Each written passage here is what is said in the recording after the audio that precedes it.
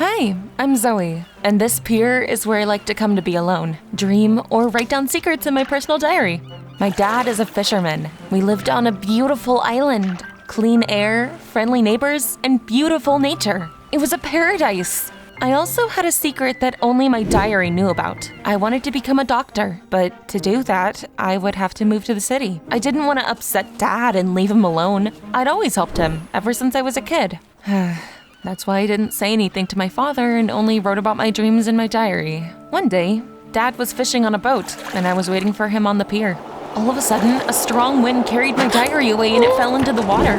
Oh no! Dad fished it out using an oar, and we spent the whole evening drawing the pages by the fireplace. In the morning, my father surprised me with some unexpected news. He'd been offered an excellent job on a fishing boat.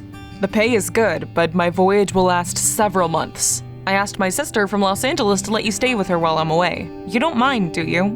Did I hear that right? Did he really just say Los Angeles? The city of dreams? Of course I didn't mind. Yahoo! I could start taking courses and preparing for the entrance exams to a medical college there. Yay! It was friggin' amazing. Soon, Dad and our neighbor Miss Kay drove me to the airport, and I set out to try my luck in the big city. Good luck, sweetie. I was worried because I'd never left the island before. I'd also never met Dad's sister or her twin daughters Mary and Ashley. I'm sure we'll be fast friends. My legs were shaking when I got off the plane. People were rushing back and forth quickly, bumping into each other. A cute but sad-looking guy came up to me. He said he'd lost his wallet and hadn't eaten in several days. My heart sank. I felt sorry for him, so I gave him a few dollars and a piece of the apple pie I'd cooked. Thank you. I will never forget your kindness. I smiled at him warmly because I loved helping people. However, after he'd run away, I heard someone behind me snicker. Wow, what a moron! Right? I thought everyone that naive was extinct like dinosaurs. What was going on? I turned around and I saw my aunt and her daughters. They looked arrogant as they sneered at me. What are you laughing at? Oh, dear niece, you're no longer on your dumb island, but now in a metropolis. You can't afford to be nice here. My aunt said that hungry guy had lied to me. He wandered around the city and begged people for money all day. That bastard! I could hardly believe there were people who did that. Then they brought me to my aunt and cousin's penthouse. Wow, I'd only ever seen such beautiful places in movies before. They even had maids. Well, we're stars after all. We are supposed to live in luxury. What? Stars? I looked around and realized the walls were covered with pictures of the twins. In some of them, they were standing next to celebrities. I could also see a commercial with them playing on TV. Wow, I was really impressed, and my cousins looked pleased with themselves. It's a great honor for you to be staying with us. But if anyone asks, tell them you're our maid. We don't want anyone to know we have a cousin that looks like this. Were they talking about my figure? Then they haughtily clapped their hands and we were served lunch. My aunt and cousin started to eat sloppily, but I lost my appetite. There was only junk food and sweets on the table. Oh, I've got an idea. Let's go to the farmer's market. I can cook us a healthy dinner. However, they just laughed at me again. They giggled and told me not to act like a country girl. Besides, we get this food for free. My aunt told me that when Mary and Ashley were little kids, they were noticed by a producer who offered them roles in a sitcom. After that, they started a fast food commercial and they got a lot of money for it. When they were done with the food, they threw their wrappers on the floor and made the maids clean up after them. I felt so terrible that I decided to help them. My cousins laughed and said they would teach me to enjoy life, and they invited me to a party. To be honest, I didn't like them, but I really had no choice, and I agreed to come.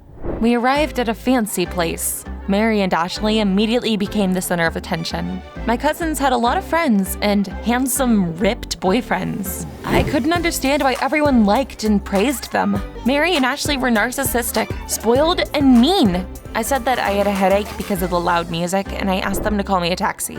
As I was leaving, I heard them and their friends start trash-talking me.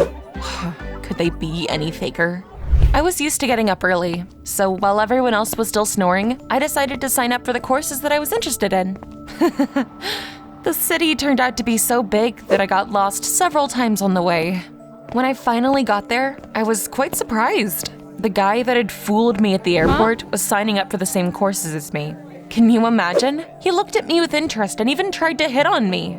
Hello, beautiful stranger. Can I buy you a caramel cappuccino? Stranger? I'd had it with him. Had he forgotten that he'd begged me for money just the day before? He must have deceived so many people he couldn't even remember their faces anymore. Ugh, back off. I don't want to have anything to do with a con man like you. I left him gaping after me and came up to the administrator.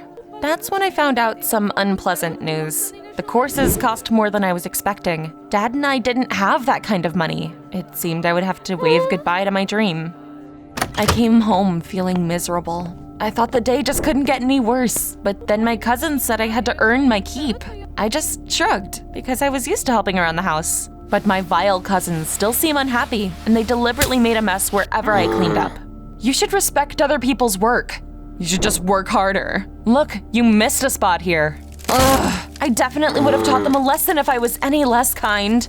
I really didn't like living there. But Dad was on a voyage, and I had no other choice. I wished there was a way I could talk with him. The next morning, Mary and Ashley seemed upset about something. It turned out that my aunt's back had started hurting, and she had left to go to a hospital. We went to visit her, and we heard a weird conversation. The doctor was explaining to my aunt that her insurance didn't cover the treatment she needed, and she would have to go to a free hospital. I was stunned, and the twins looked just as shocked. Mom, what is he talking about? We're rich as hell! Sorry, girls, but it's time you found out the truth. Wow, my mind was in chaos after listening to her story. It turned out that after the twins starred in the sitcom and blew up, their fame got to their mom's head. She grew greedy and demanded huge fees for her daughter's work, so the cousins stopped getting job offers. Soon, everyone forgot about them, and my aunt only managed to get them small roles in dumb commercials. But even those hadn't been bringing in much money for a while. They had been living beyond their means and got into huge debts. So now, in order to pay for her treatment, they would have to sell a lot of their stuff. No, I don't want to live like some beggar. Quit whining. Your mom's health is more important. This is my fault. I spoiled my daughters and was too greedy. Zoe, please look after them while I'm in the hospital. What? That was the last thing I needed. I had better things to do than look after those witches, but I promised I would think about it. When my cousins and I came back home, we saw people carrying out all the expensive furniture and appliances. We had nothing to pay the maids, so they left. Ashley and Mary were bubbling with anger. They started calling their friends and their handsome boyfriends, and you can probably guess what happened. No one wanted anything to do with them after they'd lost their money and fame. The twins' friends had turned out to be even faker than them, so the girls had kind of gotten what they deserved. Deep inside, I was gloating. It was karma. I locked myself in my room and started reading a textbook and preparing for the exams. But then, I heard someone start crying in the corridor. I peeked out carefully and I saw Ashley holding her torn clothes and whimpering. This is my favorite t-shirt. I've never even held a needle. Mary was standing nearby and holding her rumbling stomach. I'm so hungry. I don't recognize any of the products in our refrigerator. We're so pathetic. We don't know how to do anything. Oh, I kind of felt sorry for the poor things. They looked like helpless children that couldn't take care of themselves. Even though my cousins had mocked me for my kindness, I decided I would help them. I found some groceries and prepared a hearty and healthy dinner for us. This is 1,000 times better than the chips. Zoe, you're a miracle worker. Then, I sewed up the holes in Ashley's t-shirt, helped the girls do their homework, and cleaned up the penthouse after they fell asleep. I was exhausted. Despite that, though, I couldn't fall asleep for a long time and just kept thinking about my aunt's words. I was in a metropolis now, so I had to be bolder. I felt responsible for my dumb cousins. So I decided to become their agent and get good roles for them so they could start paying off their debts. In the morning, I took the twins' resumes and I went to a production center. I wanted to seem like an experienced agent of successful actresses, so I spoke firmly and sang praises of the girls. Unfortunately, the producers said that they didn't have any roles for Mary and Ashley. Damn my luck. Zoe, we're actually looking for someone more sophisticated for a commercial of teenage cosmetics. Someone like… you! The woman told me I should try my luck at the auditions. Oh, I read the script and found out I would just need to pose against the backdrop of a beautiful nature. Oh, I like that. And the producers liked how natural I looked. And it was little wonder. After all, I grew up on an island. I got the job. I was a little worried about Mary and Ashley's reaction to the news. After all, I did promise to find jobs for them. However, I agreed to star in the commercial because we needed the money, and I also had to save up for college. I tried to explain that to my cousins. They looked upset, but didn't throw a fit. Thank you, Zoe. You've done so much for us. You deserve this chance. Don't worry about us. Wow, had they finally grown up a bit? I started acting in commercials and quickly became popular. I guess I had a knack for it. People recognized me on the street and asked me for autographs. Yay! However, the twins missed being famous and were in low spirits. I didn't want fame to go to my head, so I used the money I earned to buy them gifts and pay my aunt's hospital bills. When I had free time, I prepared for the exams and took care of my cousins. Things were going well, but then one day, I came home earlier than usual and accidentally overheard what Ashley and Mary really thought of me. Zoe is so naive. All we had to do was look pathetic, and now she's working for us. It's all because we're great actresses, and she's just still a dumb country girl. Excuse me? Those filthy liars! It made my blood boil. I told them everything I thought of them. You are just jealous and helpless meanies. You're like parasites that only know how to use other people. This is why you'll never get serious roles. I've had it with you. The girls clearly weren't expecting me to stand up for myself. They froze in surprise. I rented an apartment that same day and moved out. I kept acting in commercials, preparing for the exams, and waiting for my dad to come back from his voyage. One evening, our neighbor from the island, Mrs. K, called me and said she'd seen me on TV. You're a real star. Your father is so proud of you. Wait, when did you talk to my dad? Isn't he at sea? Mrs. K was very surprised and said that my dad had never left. He lived in our house like usual, and they saw each other every day. I couldn't believe it. Had my father lied to me? But why? And then it hit me. He just wanted to get rid of me. That's why he sent me away to my aunt and her terrible daughters. He wanted to get rid of the burden and enjoy his life. I was shaking with anger. I couldn't believe that he was a liar too. I texted him that I knew the truth, and I swore to myself I wouldn't be kind to anyone else ever again. My aunt was right after all. You had to be selfish to survive in the big city. When the courses began, I was sure that I would meet that guy again, but for some reason he didn't come. And one evening I saw him in a park. He was reading a book to a woman in a wheelchair. Our eyes met. I thought about the time he had deceived me and walked on angrily, but he caught up to me. Wait, I once asked you for a couple of dollars. Here, let me pay you back. I'm sorry, I shouldn't have asked you for money. His name was Bobby. He said that the woman in the wheelchair was his mother. She was very ill, and he wanted to become a doctor to help her. However, the tuition was too expensive, so he started conning people.